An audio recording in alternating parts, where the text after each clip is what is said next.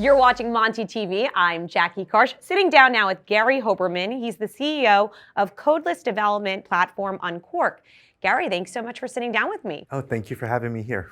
What does Unqork do? So Unqork is the missing layer in the software stack, a stack that's been existent for 30, 40 years. It's the layer that unites business and IT together to finally not just create but maintain software without creating technical debt. You've called generative AI a superpower. Why did you say that? So to us, there's a few places. Generative AI is able to read and understand language, including code. And when you could point it at legacy software, you're able to reverse it into our Unqork platform and finally shut down all of this software that's been built up for the past 30 years. So Wall Street Journal last week said $2.4 trillion a year is spent because of legacy clunky software mistakes. 1.52 trillion will be what it costs to fix it. We're the future to fix it. And generative AI is that superpower. Too many zeros in that. A lot of zeros in that, a lot of expense. So how are we going to future-proof this technology? So our concept is once you remove not just the language, which is the code, but you have to actually remove all of the runtimes, everything that's actually hosting the software. Picture the cloud basically said, forget about the infrastructure, we've got it for you. Our layer of software we call codeless says, forget about the application, build whatever you want.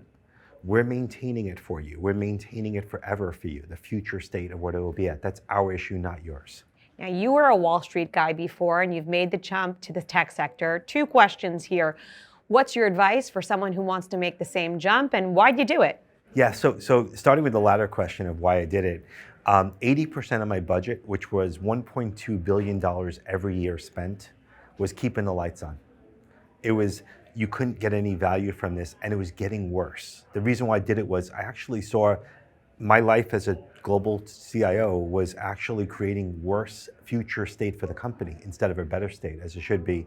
And what advice I give to someone thinking about this is, believe in it, because you will be told no 100 times over. I was told no by 300 investors, and I finally self-funded the company.